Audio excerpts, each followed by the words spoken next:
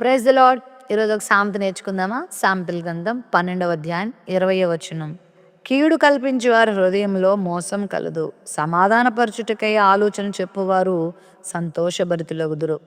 చాలామంది ఆలోచనలు చెప్తారు. ఎందుకో తెలుసా? కీడు చేయాలని, ఆ కుటుంబాలను విడగొట్టాలని, వారు ఏడుస్తుంటే వీళ్ళు సంతోషించాలని కీడుకరమైన పనులు చేస్తూ ఉంటారు. చెడ్డ చెడ్డ తలంపులు చెప్తూ ఉంటారు. చెడు ఆలోచనలు ఇస్తూ ఉంటారు. చెడు సలహాలు ఇస్తూ ఉంటారు.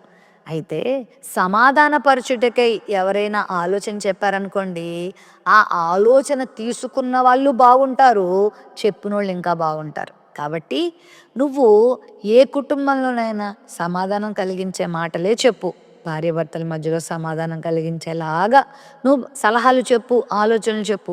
అన్నదమ్ముల మధ్యలో సమాధానం కలిగేలా చెప్పు. అంతేగాని ఇక్కడ మాటలు తీసుకెళ్ళి అక్కడికి వేరేగా చెప్పి, అక్కడ మాటలు తెచ్చి ఇక్కడ వేరేగా చెప్పి, ఒకరికొకరికి మధ్యలో అసమాధానం సృష్టించావనుకో, నువ్వే మోసపోతావు. నువ్వే దెబ్బతింటావు. అలా ఎవరికీ చేయబాకు. నీ కుటుంబ సభ్యులకు గానీ, నీ స్నేహితులకు గానీ, నీ ఇంటి పక్క వారిలో గానీ, నీ ఆఫీస్‌లో గానీ, నీ సంఘంలో గానీ, మరి ముఖ్యంగా నీ సంఘ సహవాసంలో గానీ, ఇలాంటి కిరికిళ్ళు ఎవ్వరి దగ్గర పెట్టొద్దు. శక్యమైతే మేలు చెయ్యి. సమాధానపరచు. నీ వల్ల కావట్లేదా? అలా కుదురుగా కూర్చో. అంతకన్నా క్షేమం మరొకటి లేదు. అంతేగాని కీడు కలిగించే ఆలోచనలు చెప్పొద్దు.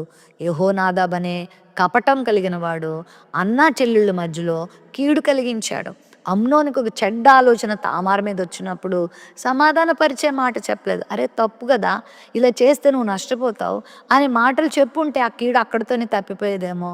కానీ ఆ చెడు కోరికని ఇంకా బలపరిచేలా చెప్పి ఆ కుటుంబాన్ని సర్వనాశనం చేశాడు. వాడు నాశనం అయ్యాడనుకోండి. మరి ఇలాంటి పనులు మనం చేయొద్దు. అన్నదమ్ముల మధ్యలో, అక్క చెల్లెల మధ్యలో, కుటుంబ సభ్యుల మధ్యలో, సంఘంలో అందరికీ సమాధానం కలిగించేలాగా ఆలోచనలు ప్రిపేర్ చేసుకో. ఆలోచనలు ప్రభువుని అడుగు. ప్రభువా, నేను అనేకులను సమాధానపరిచే వ్యక్తిగా చేయి గాని కీడు చేసే వ్యక్తిగా నేను ఉండొద్దని కోరుకో. నువ్వు బాగుంటావు, వాళ్ళు బాగుంటారు. దేవునికి మహిమ వస్తది.